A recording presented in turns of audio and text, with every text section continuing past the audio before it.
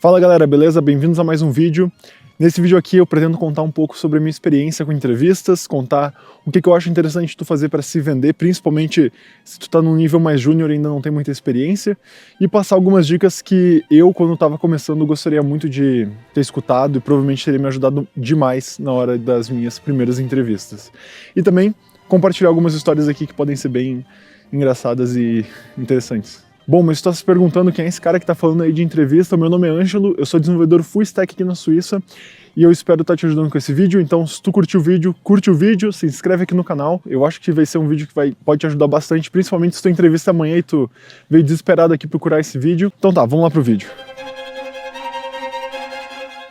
Bom, para dar uma quebrada de gelo aqui, começar o vídeo, o primeiro ponto que eu gostaria de falar é sobre tu desmistificar a personalidade da empresa. Porque eu vejo que tem muita gente que vê a empresa como uma espécie de Deus, uma pessoa, uma entidade que vai entender todos os teus problemas, que vai entender que tu falou alguma coisa errada ali na hora da entrevista, que tu só tá estudando.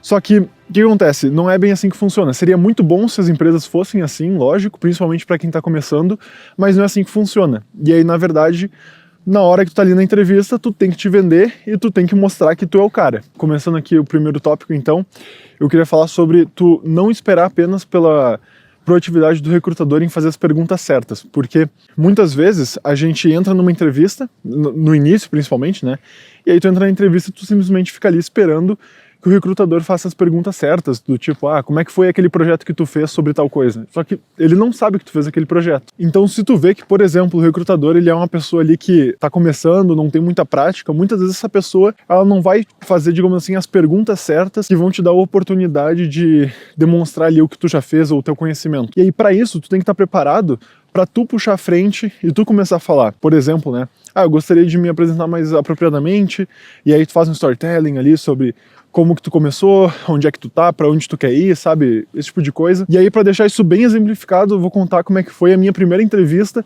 que foi uma vergonha alheia gigantesca, que foi o seguinte. Basicamente, nessa primeira entrevista que aconteceu foi o seguinte, eu tinha lá, acho que 16 ou 17, eu entrei ali na chamada com a pessoa, e basicamente ela entrou também, me deu oi, falei oi, tudo bom, com nervosão, coração batendo a mil. E aí a gente ficou num silêncio ali extremamente constrangedor por, não sei, uns 10 segundos talvez. E ela falou, me conta mais sobre ti, sabe, alguma coisa assim. E aí meio que começou, mas enfim, foi horrível. Eu definitivamente não estava preparado, mas eu espero que tu ouvindo essa história e ouvindo também essa dica, tu não cometa o mesmo erro. Outra coisa muito legal que tu pode fazer é o seguinte, se a pessoa for uma pessoa mais técnica, eu acho que é muito legal tu oferecer para mostrar um projeto teu.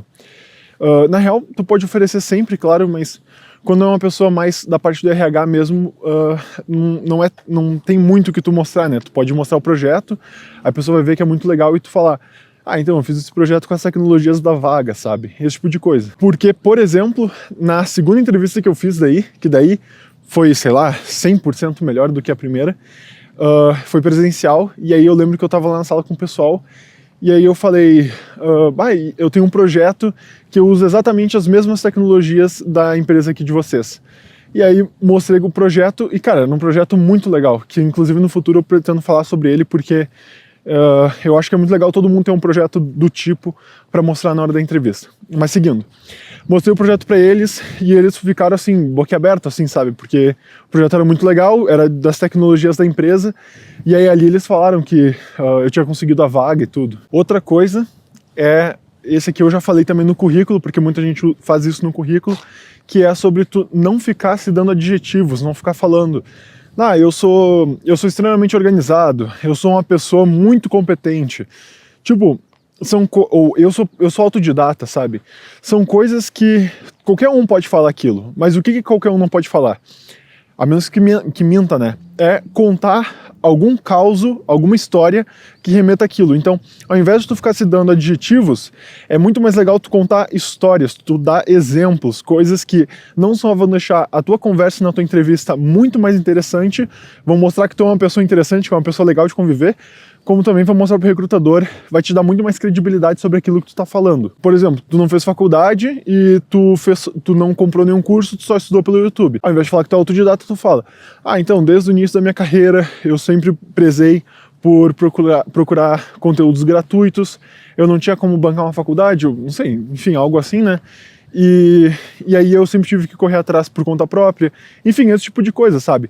Eu não tô falando eu sou autodidata, eu tô contando como foi minha trajetória e mostrando implicitamente como eu sou uma pessoa autodidata e que sabe pesquisar as coisas e se virar. Bom, o próximo ponto é sobre tu não ser nem arrogante demais, mas também não ser humilde demais. Por que acontece? Tudo bem, muitas vezes tu tá recém começando, tá só estudando, sabe? Tu ainda não tá num nível que tu pode dizer, não, eu sou o cara, eu consigo fazer, eu sei que eu consigo resolver qualquer problema, é só questão de tempo. Porém, não é legal também tu chegar na entrevista e falar, eu fiz esse projeto, mas foi bem difícil, não sei se eu conseguiria fazer de novo hoje. Tipo, são coisas que tu fala porque tu tem uma insegurança contigo, que tu não quer passar uma ideia pra empresa que tu sabe mais do que tu sabe, porque realmente isso não é muito legal de fazer, né? Até porque seria mentira, né?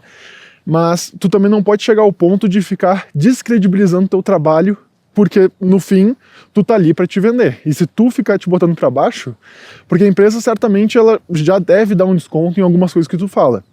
E se além disso tu ficar te colocando para baixo, eu acho que pode queimar teu filme. Claro, isso não é com todas as empresas, nada do que eu tô falando aqui é uma regra para todas as empresas. E sobre ser arrogante, né, tu também não vai chegar na entrevista lá e falar, não, sim, eu fiz isso aqui e foi extremamente difícil e eu consegui fazer isso aqui muito rápido, mesmo sendo difícil, eu sei que ninguém mais conseguiria ter feito. Tipo, é legal tu valorizar teu trabalho, só que também, queria usar um termo aqui, mas não dá, né, mas também é feio, é chato tu ficar sendo arrogante e botando os outros pra baixo, esse tipo de coisa, vai mostrar que tu é uma pessoa difícil de conviver. Mas beleza, vamos pro próximo ponto, que é o seguinte: pesquisa sobre a empresa antes de tu fazer entrevista. Por quê? Numa das entrevistas que eu fiz depois, sei lá, numa intermediária assim mesmo, e eu cheguei na entrevista e eu cometi um erro drástico. Ao invés de chamar a empresa pelo nome certo, eu falei 3 vezes o nome da empresa falando de outra empresa. Porque o que acontece? Eu fazia um curso que aí tinha um hub de empresas por trás e eu tava vendo uma entrevista ali, nem tinha terminado o curso, tava vendo uma entrevista ali com uma das empresas desse hub. Só que eu tinha marcado com 2 das empresas do hub. E aí o que acontece? Eu, desorganizado, não sei, me confundi com o nome da empresa e fiquei chamando a empresa pelo nome errado. Então ao invés de chamar de Apple, fiquei chamando de Microsoft, entendeu? Só que não é só um exemplo, né?